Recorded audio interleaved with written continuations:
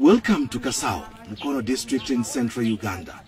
Here, Mariam Nabatanzi is like any other woman if you walked past her. But get to her home and you may be forgiven for thinking this is the boarding section of a school.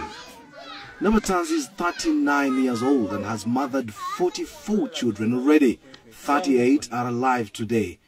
You heard right, 44 children, all delivered normally. Everything here is done massively with near military precision. 22 kilograms of maize or corn flour, 7 kilograms of beans, 2.5 kilograms of sugar.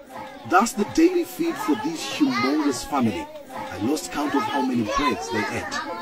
I'm in the middle of a huge operation, feeding operation. It's like a military operation. Feeding bread and porridge, that is for breakfast, to 24 kids out of the 38. It's just unbelievable. I can't tell who is who. I just wonder how the mom does it. They've just finished now, just been serving bread and porridge, and some guys were coming back for a second take. Their mom could recognize and say, "You just come for a double," but some would actually get away with it. It's quite an interesting, extraordinary family, I should say. Question is, how did this all begin for Nabatanzi? First, she was married off too young, aged 13, and started having children immediately. In my heart, I wish to have 6 children. I gave birth 4 times, and on each occasion, I had twins.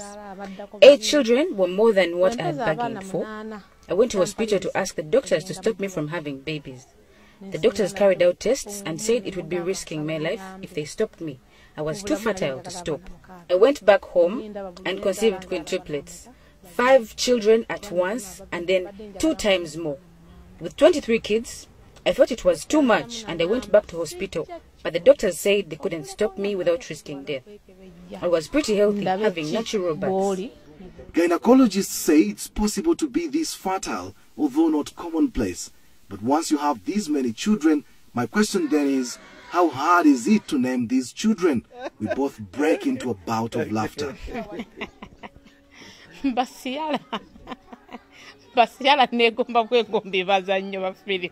We use different names. First, when I started having twins, I bought a book of names. So I'd pick names from there. Then my husband is Catholic and I'm Muslim. So don't be surprised to see a Muhammad, then a Dennis. We'd pick from each side. Then we looked for ancestral names. When the numbers got bigger, I began picking names of my favorite movies, especially in Hollywood. I've got Ciara's, Precious Ozokwa, Desmond Elliot, Genevieve Naji, and so on. When you hear this kind of story, you must be wondering where the man responsible for all this procreation is.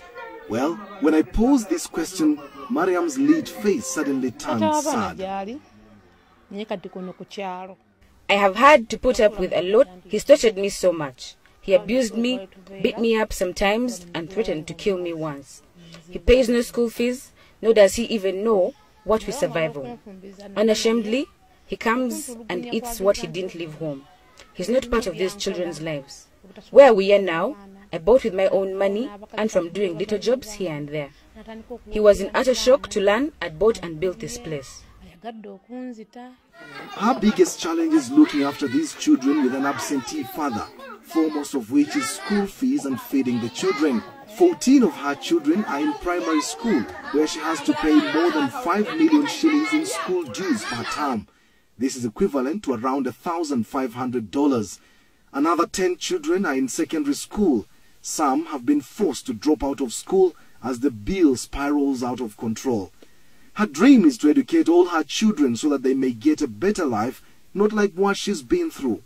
To fund all this, she learned many skills including cake making, bricklaying, decorations, tailoring, cooking, and herbal medicine. She hates having to beg. There is no end to Mariam Nabatanzi's story. It's powerful, it's captivating. Yet somehow, I have to find a way to say goodbye. So what's her message? Abazadde abakyayina emitima egitunda abaana baabwe bakikomye. My message is mainly to parents. Stop selling your children through early marriages. We suffer too much while losing out on parental love that can never be recovered. Secondly, To the mothers, do not desert your children as you walk out of marriage. Whatever the case, stick to and with your children. I strongly feel that had my mother not left me, my father would not have married me off young. To the men, please shoulder your responsibilities. Don't leave it to the women. A man puts up a shop for you and they imagine all is sorted. No buying anything anymore at home. You forced us to become like men. Reclaim your status as men. Show us love and let us do our responsibilities. It's hard to hold back my own tears knowing so many examples of what she's referring to.